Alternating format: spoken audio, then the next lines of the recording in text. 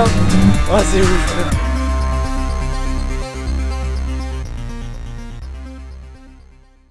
Salut à toi, j'espère que tu vas bien.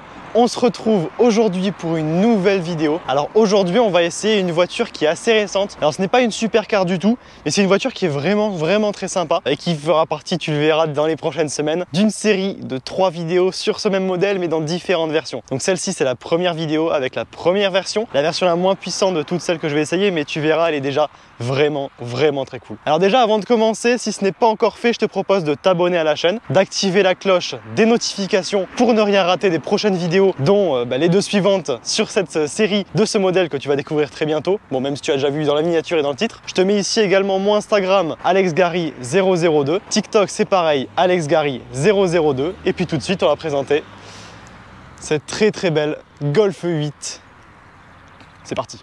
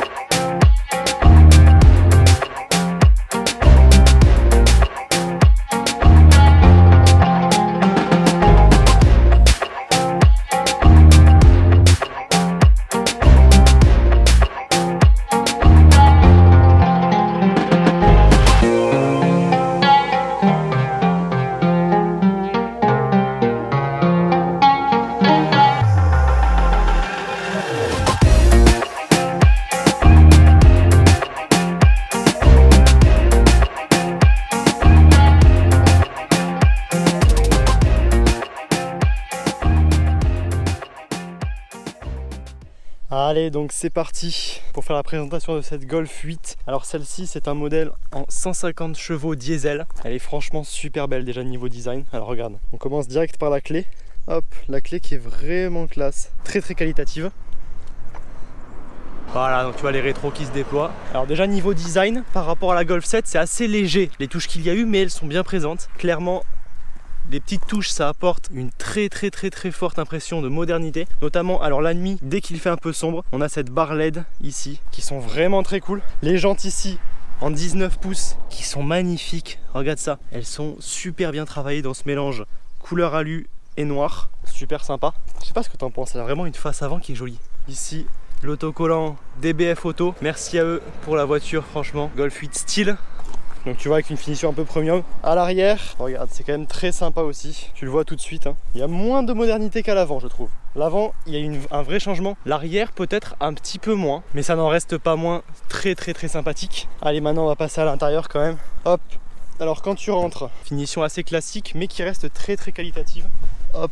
Volkswagen te souhaite la bienvenue. Et là c'est vraiment le monde des technologies. Regarde, je vais appuyer ici, hop, sur le bouton start et tu vas voir. Et voilà, la grande différence par rapport à la Golf 7. C'est cette énorme dalle d'écran. Alors c'est composé de 2 écrans, un ici et un là. Regarde-moi ça. Donc en fait déjà, tu as un premier écran devant toi qui est le compteur digitalisé tout simplement. Hop, attends, je ferme la porte. Quand tu fermes la porte, évidemment siège à mémoire de forme. Alors pas mémoire de forme, pardon, mémoire de réglage plutôt. Imaginons il y a 2 conducteurs principaux de cette voiture. Tu sélectionnes le 1 ou le 2 et ça te donnera ta position. Donc devant toi il y a ce sublime compteur digital. Alors du côté de ce deuxième écran, l'interface est vraiment claire, ça gère en fait toute la voiture. Donc là tu vois par exemple tu as le téléphone, ici tu vas avoir les médias, donc tout ce qui est radio, etc. La navigation, le GPS que tu as également, hop, juste ici quand tu glisses. Au niveau du véhicule, en fait là tu vas avoir tout ce qui est réglage de la voiture. Par exemple les éclairages intérieurs, tu peux changer tout ce que tu veux. Par exemple ici tu le mets en sombre au lieu de le mettre en clair. Tu peux changer même les couleurs, etc. Et ça c'est vraiment cool.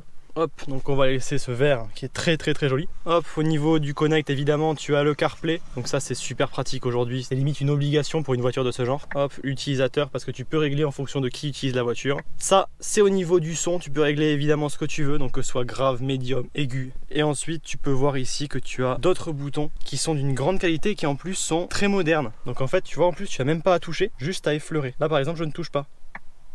Voilà, la qualité de finition est vraiment sympa.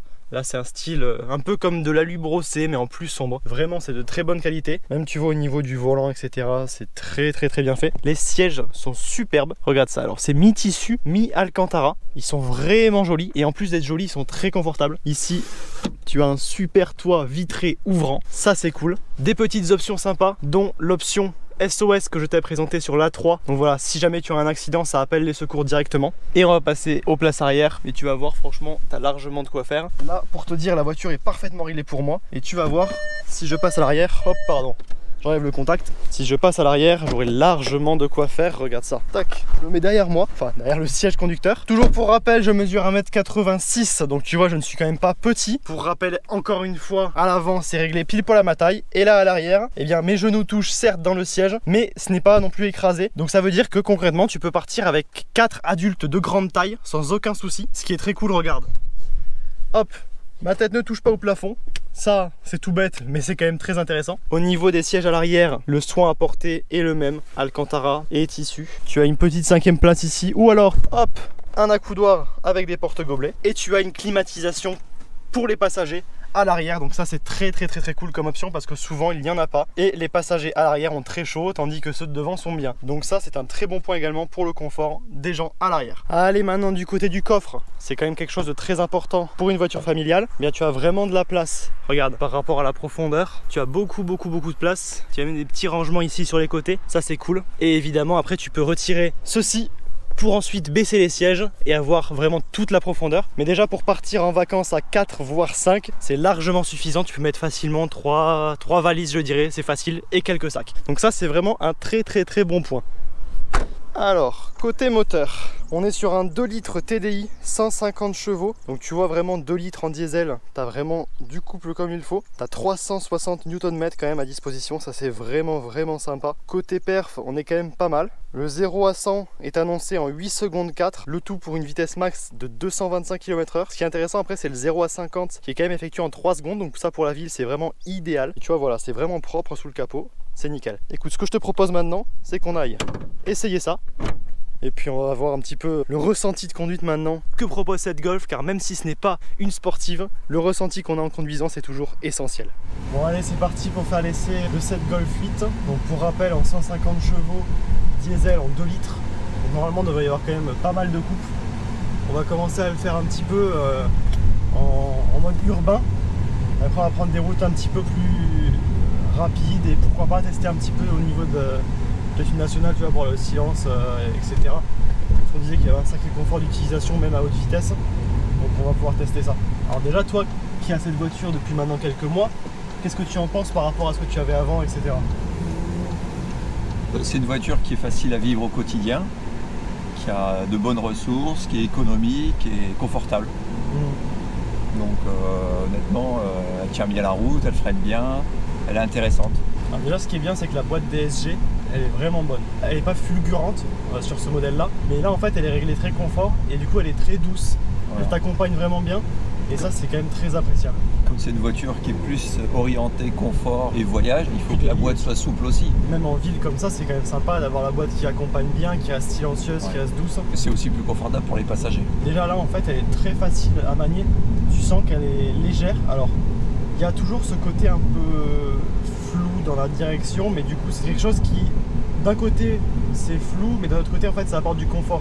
Donc ça confirme encore une fois que celle-ci n'est pas réglée pour un usage sportif, mais vraiment pour un usage type daily, confort. La clim fonctionne bien, ouais. Bon, on n'a pas trop chaud à l'intérieur. On va l'éteindre parce que là après ça va faire un peu trop de bruit au niveau des micros.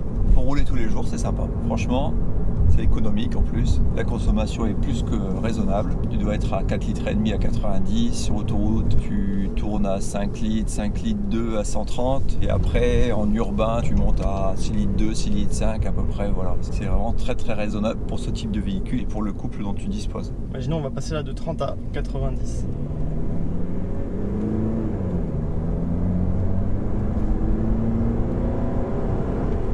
Alors voilà, effectivement c'est pas fulgurant, mais ça a de la ressource, en fait ça a juste la ressource nécessaire, donc c'est pas évidemment typé sportif, mais tu sens que ça marche bien quand même.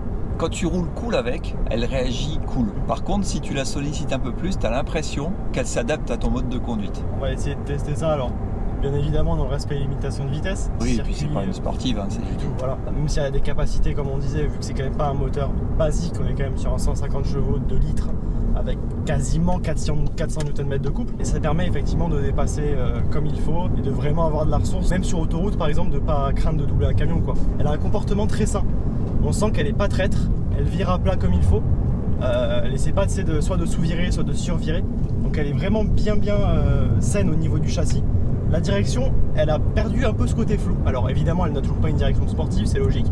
Mais tu as quand même plus de précision et tu sens voilà, cette espèce d'adaptation dont tu parlais juste avant. Tu as l'impression qu'en fait, quand elle sent que tu en demandes un peu plus, ou que c'est des routes un peu plus exigeantes, ben elle t'en donne un peu plus. Ouais. Tu sais, elle va changer ses réglages. Et ça, c'est quand même vraiment pas mal. Elle reste efficace et elle a un comportement très sain. Ouais. Donc c'est pas piégeux et ça permet à tout le monde de pouvoir rouler normalement. Voilà, et elle est à la portée de tout le monde. C'est ça. Après, il ne faut pas faire n'importe quoi non plus parce que avec le couple que tu as, tu peux vite arriver à des vitesses non adaptées au lieu où tu te trouves. Hein. Si tu accélères fort, c'est quand même une voiture qui est capable de rouler sur les autoroutes allemandes ou autres. Tu peux tracer à 225 avec. Hein. Elle est donnée pour 225. Donc, en termes de freinage, c'est... Il y a de la réserve hein, quand même. Après tu sens que déjà freinage c'est quand même très bon. Elle a de la ressource que ce soit dans le moteur, dans le freinage, etc. Donc elle est très sécurisante. Et puis les aides à la conduite sont présentes mais sans être envahissantes. Ouais, c'est ça. Ouais. Alors ça c'est une impression que j'avais eue sur la S5 que j'avais essayé. Là en revanche je sentais les aides à la conduite dans le volant. Et c'était très désagréable quand même parce que tu avais l'impression que le volant te corrigeait tout le temps. Ah oui, parce qu'il y a un line assist. Ouais. Ouais, ici tu l'as aussi le line assist, mais il est pas trop intrusif. Avant ça j'avais un T-Cross TDI et line assist te reprenait souvent la main, je vais dire. C'était si tu déviais de 10 cm, il venait corriger systématiquement. Celle-ci, non, franchement, moi j'aime bien. C'est une bonne auto, c'est ma voiture de fonction, je l'ai encore pour 3 mois. Elle sera d'ailleurs à vendre du coup dans ce 3 ou 4 mois. Voilà, elle sera à vendre pour l'instant là 3000 km, elle en aura peut-être 6-7 000. Elle sera quasiment neuve. Oui, puis en plus elle n'aura pas été chahutée. Hein. Non. Donc voilà, d'ici 3-4 mois, si tu veux une Golf 8 TDI 150 chevaux édition essai de ma chaîne, elle sera disponible. Et du coup, toi, tu travailles alors la carrosserie au Cress pour Audi Volkswagen. Voilà. Donc vous faites tout ce qui est carrosserie, toute marque en fait. Voilà, principalement nos marques. Mais après, si on n'est pas fermé aux autres marques, on peut faire aussi. D'accord. Ouais. Et si jamais tu as besoin d'une bonne adresse sur Montpellier pour aller... il y a une bonne petite équipe. Voilà. Ça c'était l'instant pub. C'est ça, l'instant promotion pour DBF qui nous a gentiment du coup prêté la voiture vu que c'est ta voiture de fonction. Voilà. Et qui m'a aussi également du coup permis de la conduire puisque normalement c'est ta voiture. C'est ma voiture et j'ai une autorisation pour que tu puisses l'essayer et faire une vidéo avec. Voilà, parce que surtout sur une voiture comme ça c'est toujours plus intéressant de donner ses ressentis à la conduite en fait. Ouais, exact. Puis au niveau de l'équipement, elle est bien configurée, la couleur est sympa, le toit panoramique et les jantes en 18 pouces. Franchement, elle est très bien configurée. Là, donc, on est passé dans les petites rues avec des petits dodanes, etc. Et c'est super confortable en fait. Tu as la boîte DSG qui t'accompagne tout en douceur, donc elle te met pas d'à-coup, elle est douce. Les dodanes, tu les sens pas. Elle est très agile dans les petites rues. Tu sens pas encombré avec la voiture. Pas plus qu'avec une Polo. Voilà. Alors que c'est quand même vachement plus gros, t'as quand même vachement plus de place dedans. C'est autre chose. Donc là, après, on va essayer un petit peu de rouler un peu plus vite sur une nationale. On va refermer le toit pour apprécier le silence. Même dans les technologies, en fait, tu sens, regarde le toit, tu le glisses comme ça tout en douceur. Surtout pour les gens qui aiment tout ce qui est technologie, tout ce qui est personnalisation, etc. Et puis c'est facile. C'est ça, parce que moi je suis pas fan de technologie, je me demandais ce que j'allais faire avec ça et en fait au bout d'un jour tu as compris tout le mode de fonctionnement de la voiture est facile à prendre en main. Franchement les écrans sont intuitifs, c'est à la portée de tout le monde, hein, faut pas... pour que toi tu trouves ça intuitif quand même, c'est que ça l'est, parce que c'est pas ton truc. Non, moi j'aime bien tout ce qui est analogique et tout ce qui est basique au niveau véhicule, donc mais franchement elle est facile à vivre, sincèrement. C'est ça. Ouais, c'est ça en fait, c'est le maître mot, c'est tout ce qui est confort, facile à vivre, etc. Elle est pas là pour te fatiguer.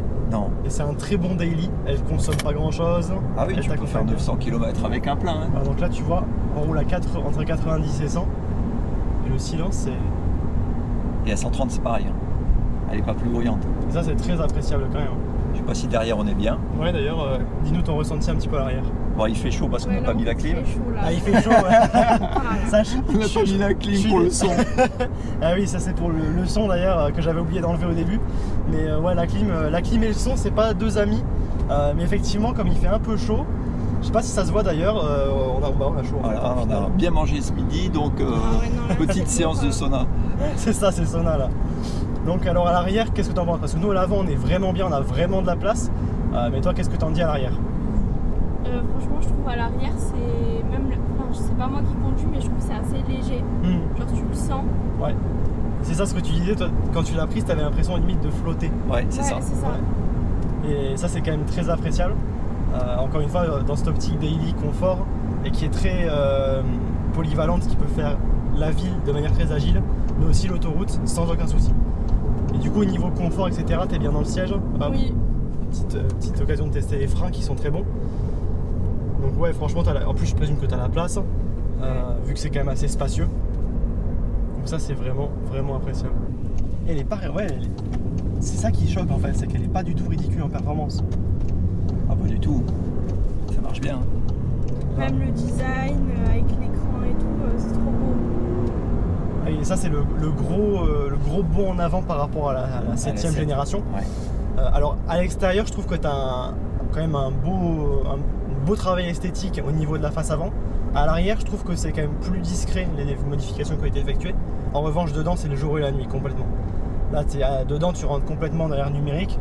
En plus j'ai l'impression qu'au niveau finition ça a fait un gros pas en avant. Parce que oui, franchement il n'y a pas de bruit. En fait il n'y a pas de bruit parasite. Ouais donc franchement au final cette Golf 8 elle est vraiment très aboutie. Alors côté tarif, c'est celle-ci qui est très optionnée. On doit être à 39 000 €, Okay. Je crois à peu près. En sachant que ça c'est quand même pas un modèle basique, elle est très optionnelle, elle a déjà un bon moteur. Les roues en 18, le toit panoramique.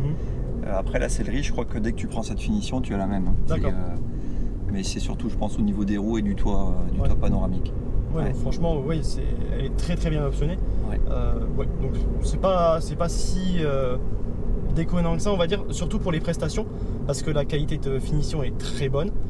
Les prestations, que ce soit au niveau technologique ou même motorisation, sont très bonnes également. Ouais. Donc franchement, elle est bien placée en termes de tarifs.